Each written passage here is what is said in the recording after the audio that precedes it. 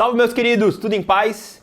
Mais um episódio da série Leis que Mudam Tudo na Sua Vida. Série essa que eu explico princípios bíblicos para que você lide com sabedoria e tenha uma vida abundante e ainda sobre dinheiro no final do mês para conquistar os seus sonhos, para que você viva intensamente o propósito de Deus. Eu vou deixar aqui no canto um link, no card, para que você possa maratonar toda essa série. Eu sou o Cadu Bacelar, você está aqui na minha casa e hoje a lei que nós vamos estudar é a lei do contentamento. E essa lei, ela é frequentemente confundida com acomodação. Muita gente pensa que quando fala em contentamento, fala em, não, a vida é assim mesmo, você tem que ser grato e feliz pelo que você tem e siga em frente que vai dar tudo certo. Mas isso, na verdade, esconde um coração que não é necessariamente contente, mas um coração que está acomodado. E quando a gente fala em contentamento, a gente não fala em acomodação. Não é simplesmente do jeito que tá bom. Não é isso que se trata o contentamento. Assim como também não é fazer um voto de pobreza. Não é aquela coisa de, então eu vou abrir mão de tudo e ser feliz, porque a felicidade não está em ter dinheiro ou bens ou riquezas ou coisa do tipo. Esse extremo também não tem nada a ver com contentamento. Um texto que reflete bem o contentamento, ele está em Filipenses, no capítulo 4, versículos de 11 em diante. Olha o que esse texto nos diz. Não estou dizendo isso porque esteja necessitado, pois aprendi a adaptar-me a toda e qualquer circunstância. Sei o que é passar necessidade, sei o que é ter fartura. Aprendi o segredo de viver contente em toda e qualquer situação, seja bem alimentado, seja com fome, tendo muito ou passando necessidade. Tudo posso naquele que me fortalece. Então, contentamento não é voto de pobreza, não é acomodação, não é simplesmente você dizer a vida é assim mesmo e paciência, fazer o quê? Não tenho nada o que fazer.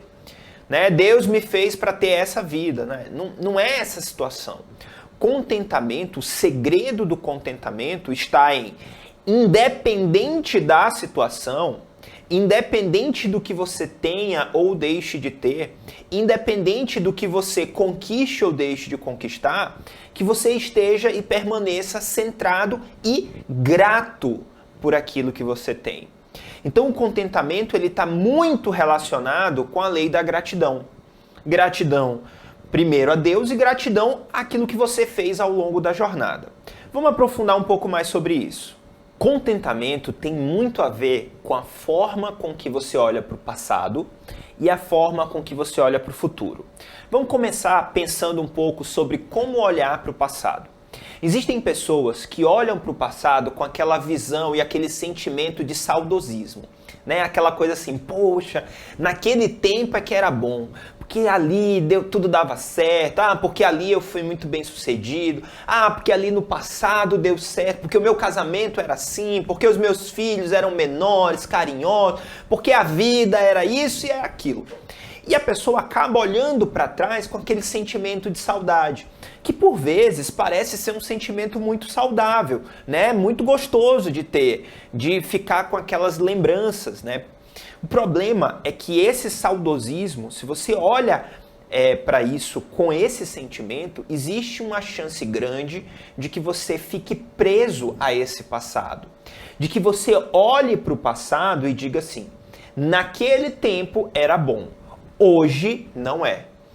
E se você tem esse sentimento, você não consegue estar contente por aquilo que tem hoje. Porque você acaba tendo um parâmetro de comparação. Você começa a comparar a sua vida, os seus resultados, as suas conquistas, com a sua vida, o seu resultado e as suas conquistas do passado. E essa comparação, ela pode te levar para conclusões equivocadas. Do tipo que se você pudesse voltar atrás, você voltaria. Então, esse sentimento de saudosismo, ele pode ser uma armadilha para te tirar do contentamento.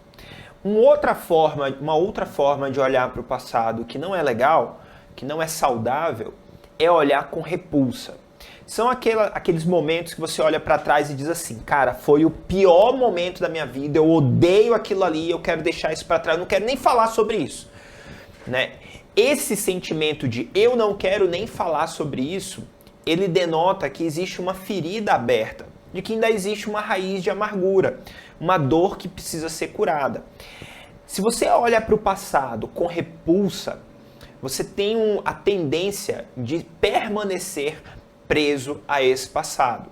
Eu costumo dizer que a amargura, essa dor, essa ferida na alma que acontece por conta de frustrações, de dores do passado, né, traições, feridas, palavras que foram lançadas, situações que foram vividas, essa condição de amargura é como se você estivesse tomando veneno, esperando que o outro morresse. E a única forma de você se ver livre de uma vez por todas desse sentimento que tem um impacto na sua vida agora é através do perdão. Então, seja aquele sentimento saudosismo que me faz olhar para o passado e dizer naquela época minha vida era boa, agora minha vida é uma droga.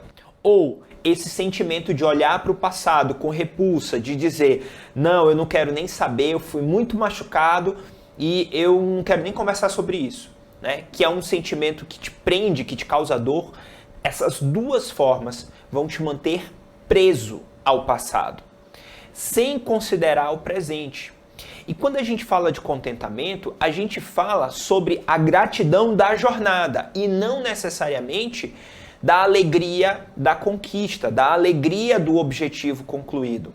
A jornada tem que valer a pena. Se essas duas formas não são saudáveis, qual é a forma saudável de olhar para o passado? Com gratidão. Por isso o contentamento ele anda de mãos dadas com a gratidão. Porque quando você olha para trás com gratidão, você percebe que nos momentos que foram muito bons, isso te impulsionou para crescer e te conduziu até onde você está hoje.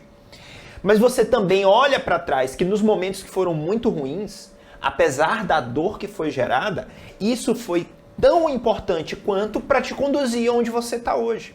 E aí você começa a olhar para essas circunstâncias sob uma outra ótica, uma ótica de aprendizado, uma ótica de crescimento, onde cada passo tem o seu papel para a construção da vida que você tem hoje. É fato que se você teve um passado que não foi legal, de escolhas ruins, e hoje você colhe os frutos dessas escolhas ruins. Vamos dar alguns exemplos pensando nessa parte de finanças.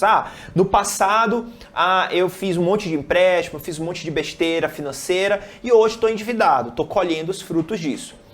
Isso é ruim, mas ainda assim precisa gerar o sentimento de gratidão. Gratidão porque você tem a oportunidade de aprendizado, você tem a oportunidade de crescimento. As tuas experiências de vida, o teu passado, só gera crescimento, só gera aprendizado se você olhar para ele com a ótica correta. Se você olhar com repulsa, com mágoa, ou se você olhar com saudosismo exacerbado, com aquele sentimento de que naquela época que a minha vida prestava, você se mantém preso ao passado e esquece do presente e do futuro. Então, a forma como você olha para o passado tem total influência na forma como você olha para o seu presente.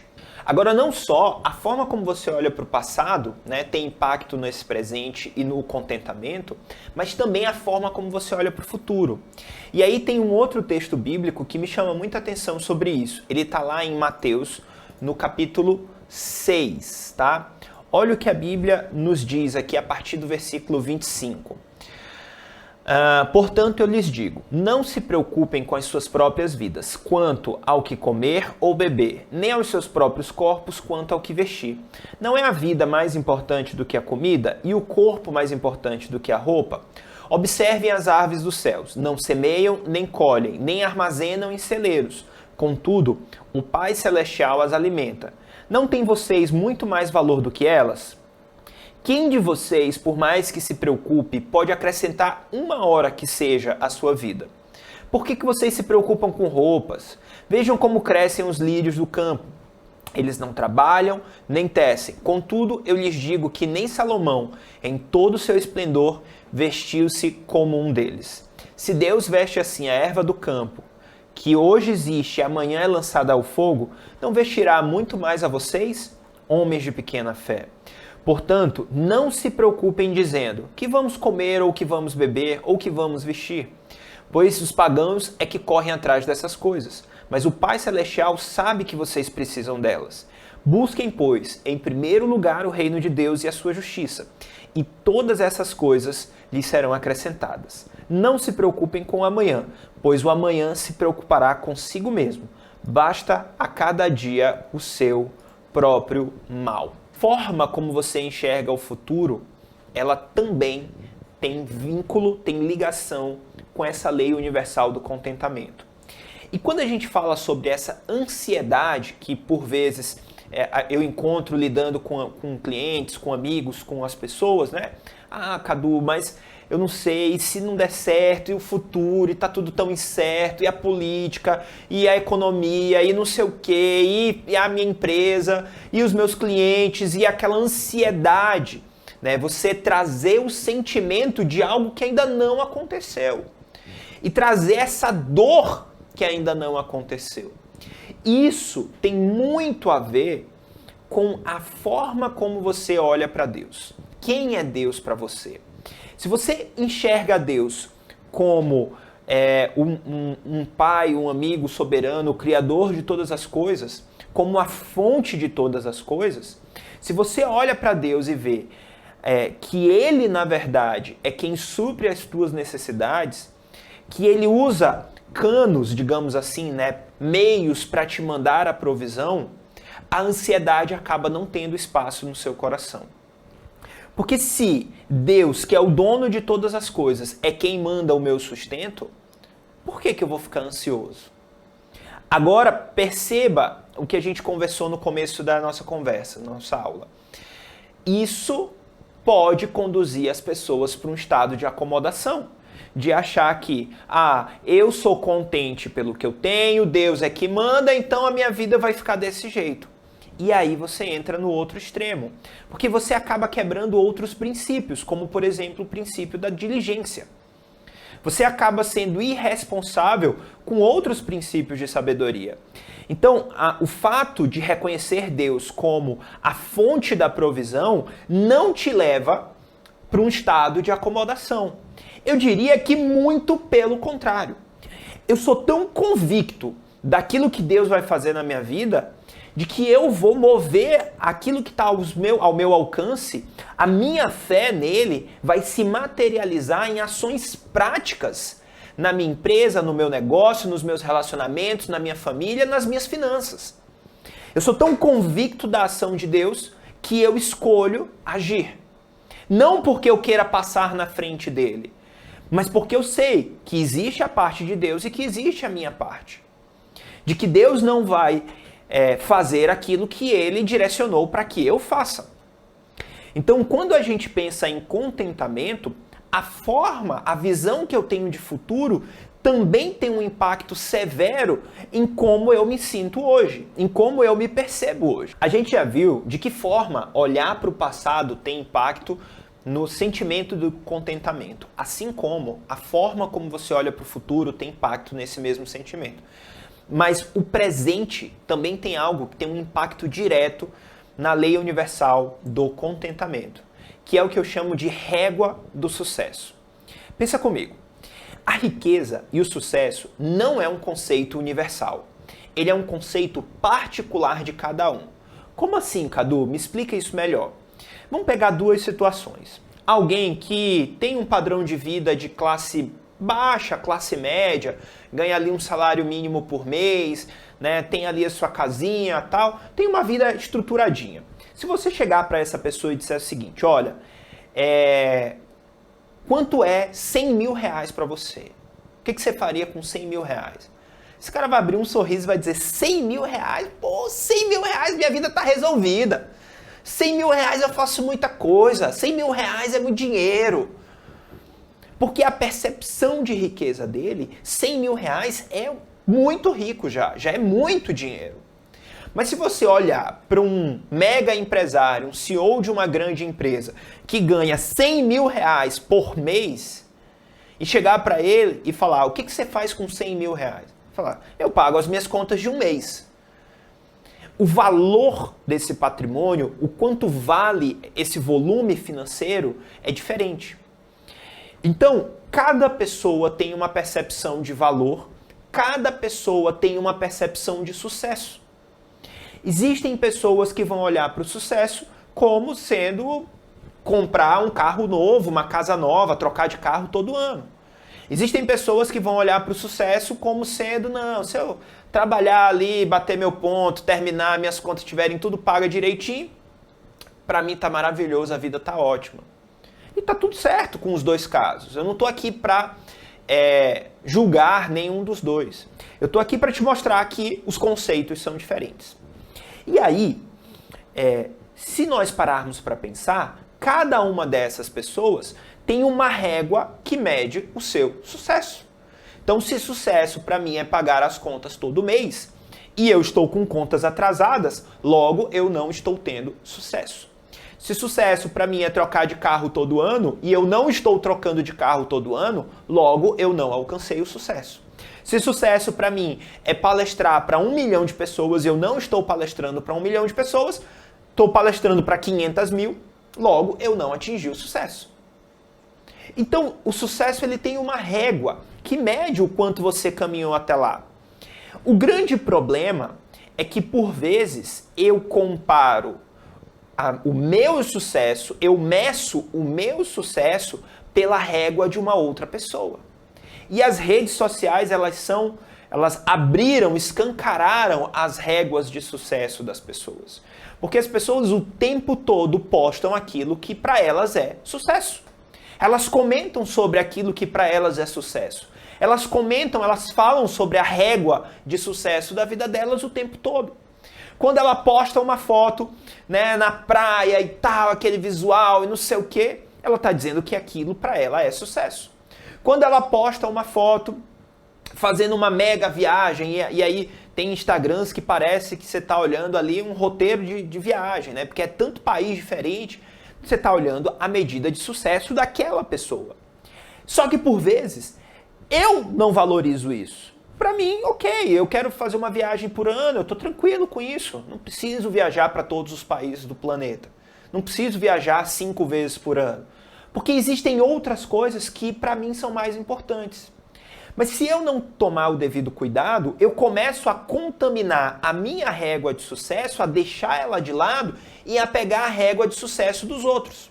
E eu começo a me comparar com os outros.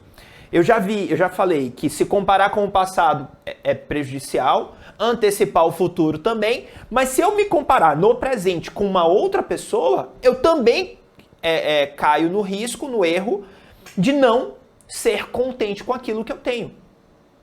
Afinal de contas, o que eu tenho é pouco. A pergunta é, pouco para quem? Pouco sob a sua ótica e sob a sua régua de sucesso ou pouco sob a ótica de uma outra pessoa? E aí isso vai gerando um efeito em cadeia.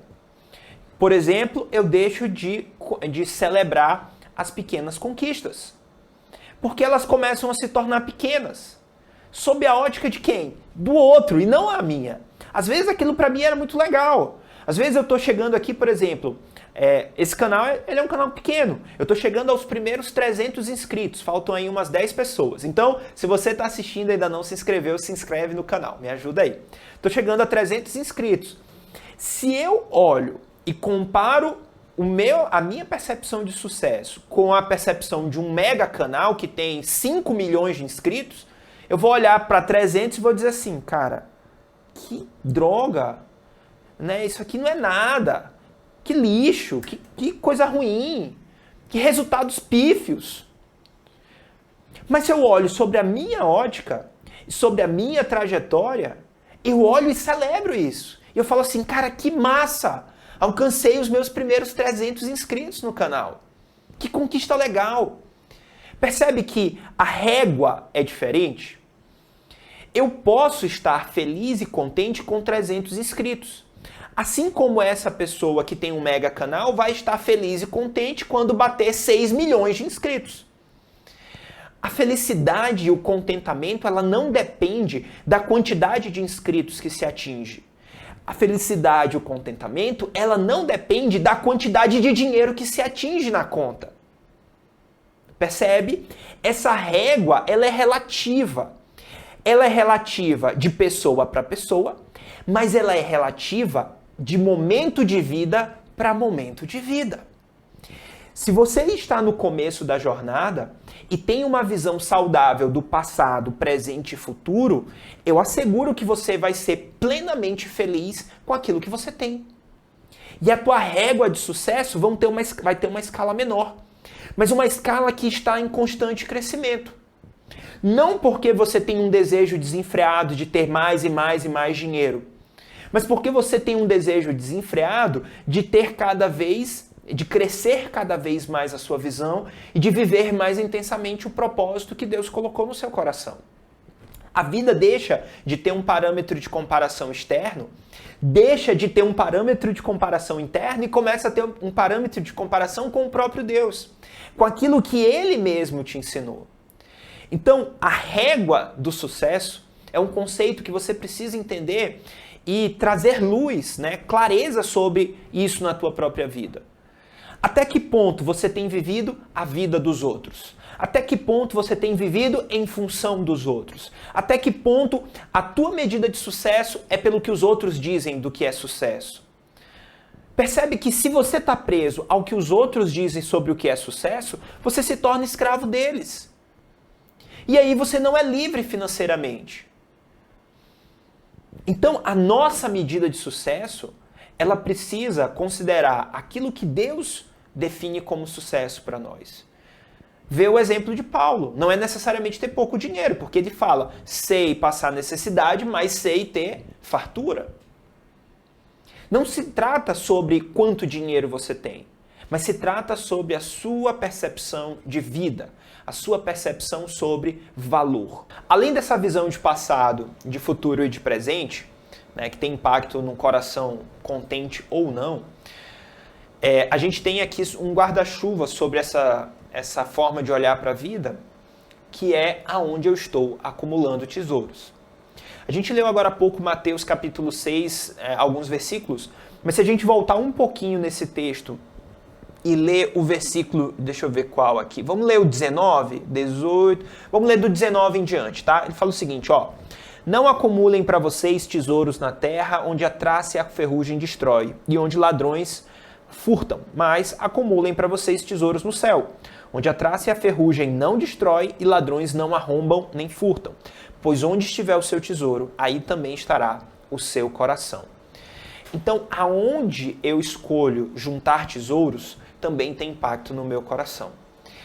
E aí perceba, o que para mim significa juntar tesouros no céu? Significa estar alinhado ao propósito de Deus para minha vida. Se Deus olha para mim e diz assim, meu filho, você tem um propósito.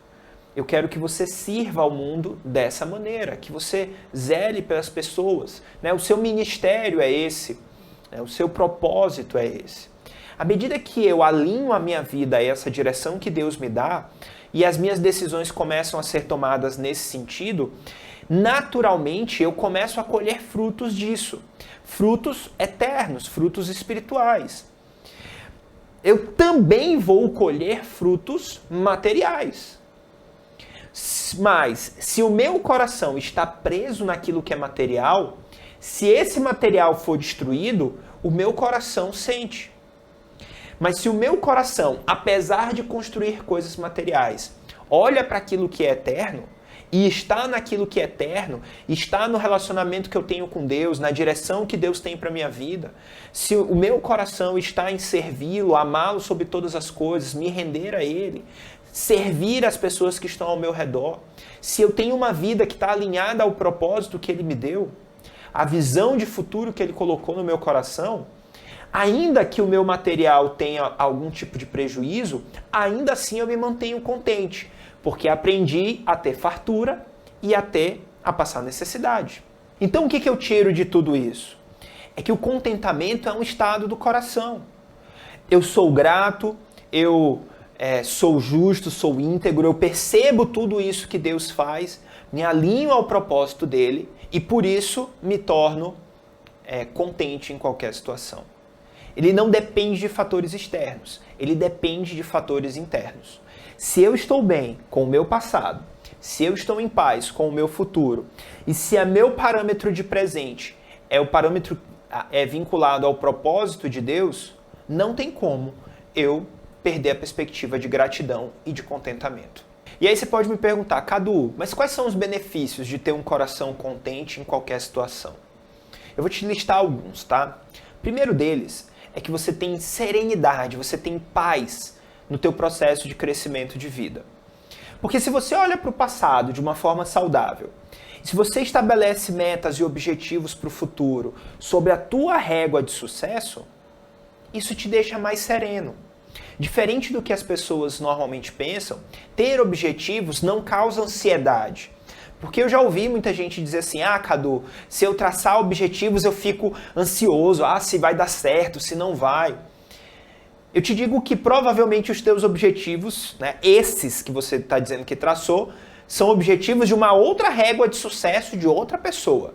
Mas se estiver alinhado com a sua régua de sucesso, os seus objetivos eles te colocam para andar na direção correta. E isso traz paz.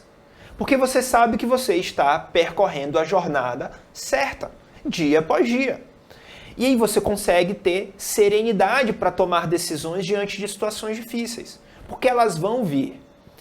O contentamento não é um estado que depende de tudo dar certo. Não é um estado que acontece quando eu atinjo um objetivo. Mas ele é um estado perene em toda a jornada. Então, se eu estou contente e se eu tenho um coração grato, diante das dificuldades é muito mais fácil reagir de uma forma sábia. É muito mais fácil ter inteligência emocional para lidar com as frustrações, para lidar com as dificuldades. Porque no mundo nós teremos aflições. Mas essas aflições não são suficientes e nunca devem ser para tirar a sua paz. Um outro benefício que um coração contente tem é não se meter em enrascadas financeiras. Via de regra, boa parte dos empréstimos loucos que as pessoas fazem, dos problemas financeiros que elas têm, vieram de medir o seu sucesso pela régua dos outros. Veja, se eu encaro que viajar por todo lugar do mundo é o meu sucesso, porque eu vi isso no Instagram de fulano de tal, eu começo a passar tudo no cartão em 12 vezes, mesmo sem ter a condição financeira para isso. E isso aí vai gerar problemas lá na frente.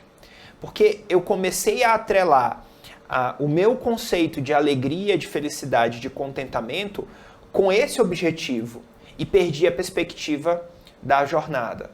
Então, não se meter em rascadas financeiras é um outro benefício de quem tem um coração contente. Um terceiro benefício que eu quero trazer é aproveitar melhor as bênçãos. Eu vejo pessoas que estão tão presas com o destino final que perdem a paisagem da viagem, da jornada. A minha esposa ela tem uma frase, ela costuma dizer assim, aproveite a paisagem, siga em frente e aproveite a paisagem. Nós temos um objetivo, nós estamos sempre nos movendo em direção a algum lugar. Tá? O ideal é que você tenha um objetivo traçado claro por você, onde você escolhe caminhar numa direção. Ou, se você não tem um objetivo traçado, você está caminhando na direção do objetivo dos outros. Mas você está caminhando em alguma direção. Se você tem a perspectiva de que somente ao atingir esse objetivo você vai estar feliz, você vai ser abundante, você perde a paisagem. Porque você quer passar pela jornada o mais rápido possível. Mas nem sempre o mais rápido possível é o melhor possível. Porque às vezes o mais rápido vai te fazer cair num buraco, quebrar o carro, bater o carro e ter uma dificuldade que você não deveria ter tido. Então aproveite a jornada. A sua existência é motivo de celebração. Hoje, independente de como você está, você precisa desenvolver esse coração grato, esse coração contente, esse coração que não depende de circunstâncias externas, que tem inteligência emocional suficiente, inteligência espiritual, digamos assim, né, um relacionamento com Deus íntimo suficiente para saber que o seu valor não está naquilo que você conquistou. E aí a gente já vai para a próxima pergunta, que é, ok, Cadu, eu quero todos esses benefícios, eu quero ter um coração contente, mas eu não consigo. Eu me reclamo da vida, eu murmuro, eu estou o tempo todo falando e tal. O que eu posso fazer? Como desenvolver esse coração saudável, tá? Primeiro ponto que eu quero te sugerir é alinhar o teu relacionamento com Deus. Se o nosso destino, digamos assim, é acumular tesouros eternos e não tesouros onde a traça corrói e os ladrões roubam, se eu não estou alinhado, se eu não tenho um propósito de vida alinhado com aquilo que Deus quer para mim, eu não vou conseguir. Eu vou correr e não vou sair do lugar. Então, alinhe a sua vida com Deus, desenvolva um relacionamento com Ele. Conheça Deus melhor. Busque nele a orientação sobre aquilo que vai te fazer ser muito feliz, que vai te fazer ajudar pessoas, que vai te tornar excelente no que faz e que vai te recompensar por isso. Busque em Deus essa direção.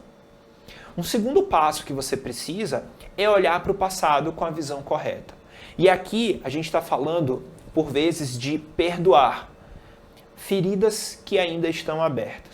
Pessoas que ficaram, às vezes, no passado, mas que você continua preso a elas por falta de perdão.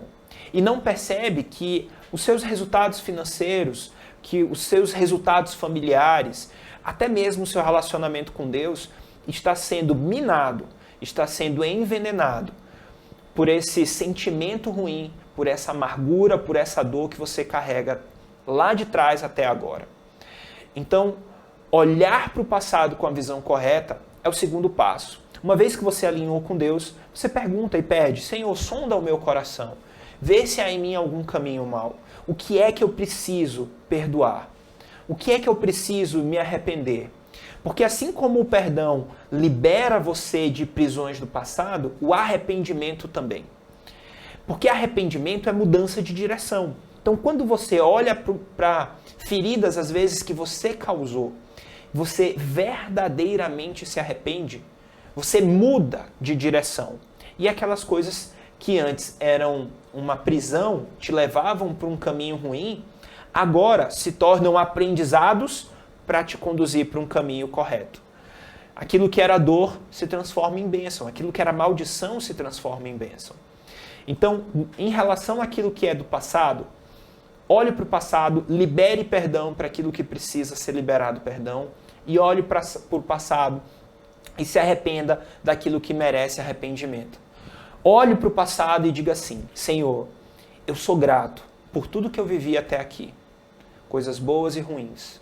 Algumas delas eu não gostaria de ter vivido, mas eu entendo que elas contribuíram para que eu chegasse até esse exato momento que eu estou falando isso.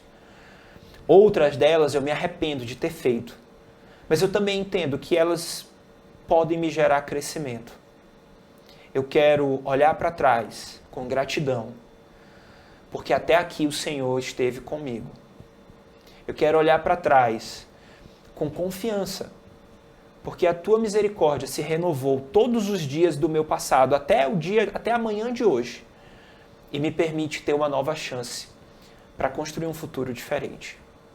Deus, eu quero pedir para que o Senhor me dê clareza de propósito e de direção sobre aquilo que a direção que eu devo avançar no futuro. De que forma eu posso servir as pessoas que estão ao meu redor? De que forma eu posso adorar ao Senhor através do cuidado pelo outro? Eu quero me colocar à tua disposição, Senhor, para ser conduzido no futuro que o Senhor quer para mim. Eu abro mão da ansiedade de querer conquistar mais e mais e coloco diante de Ti a certeza, eu deposito em Ti a fé de que o Senhor é o dono de todas as coisas, aquele que manda a provisão, aquele que transforma a vida. Então, tira o peso que existe no meu coração a pressão que existe, seja por um auto-engano ou seja por me comparar com a vida dos outros. Que eu escolha, e eu decido isso a partir de agora, a juntar tesouros eternos. E se nessa jornada o Senhor me permitir ter muitos tesouros terrenos e poder gerenciar, ter sabedoria para gerenciar esses tesouros, esses bens, riquezas, dinheiro, alinhados com a tua vontade, para crescimento do teu reino, eu me coloco à tua disposição, Pai. Porque eu sei que independente de quanto eu tenha na conta, o meu contentamento está em Ti. Essa é a minha oração, no nome de Jesus, amém. Essa é a oração daquele que deseja de fato olhar, ter um coração contente, olhar para o passado de forma sábia, olhar para o futuro de forma sábia, olhar para o presente de forma sábia. Uma vez que você alinhou com Deus, alinhou com o seu passado, chegou a hora de você traçar metas objetivas para o futuro. Não espere de Deus um mega milagre, escrever uma mão na parede, né? O dedo de Deus veio e escreveu em pedras a minha vida. Torne isso mais leve. Você não precisa ter tanta pressão sobre isso. Peça para Deus, Deus, qual é a direção? E dentro daquilo que está ao alcance das suas mãos, vai lá e faça. Mas não perca tempo de criar objetivos específicos. Se no futuro você vai ter clareza de Deus para ir numa direção profissional completamente diferente, por exemplo, né? Não necessariamente trocar de profissão, trocar de empresa, enfim. Mas se você vai ter uma direção diferente em termos de como você gera valor na vida das outras pessoas, que é a forma como você recebe dinheiro, tudo bem, não tem problema. Mas não espere para começar a agir. Faça aquilo que te traz paz hoje. Que a paz funcione como um juiz. Permaneça buscando em Deus, mas não fique anestesiado, não fique acomodado. Não confunda contentamento com acomodação. Com isso a gente chega ao final da aula de hoje. E mais uma vez eu quero dizer que eu sou muito grato a Deus pela sua vida que está aqui até agora. É um belo tempo aqui de conversa, onde eu espero sinceramente que Deus tenha falado ao seu coração. Se Deus usou a jumentinha lá para falar, Ele pode me usar também, né? O jumentinho, o Cadu aqui para falar. Então eu quero ser um instrumento de Deus, né? Eu costumo dizer que é como se a gente fosse a luva onde Deus coloca a mão e toca nas pessoas. Então se de alguma forma Deus tocou no seu coração através desse vídeo, para mim já valeu super a pena ter feito, tá bom? Não se esqueça de se inscrever no canal, ativar o sininho de notificações. Toda semana tem vídeo novo. E ano que vem, agora começando dia 1º de janeiro, a gente vai ter uma série de vídeos fazendo um estudo sobre provérbios, né? Pílulas de sabedoria. Então, todos os dias, às 7 horas da manhã, nós estaremos juntos estudando um capítulo de provérbios. Provérbios completa certinho o mês. Então a gente vai começar dia 1, capítulo 1, dia 2, capítulo 2, dia 3, capítulo 3, até o final de janeiro, tá?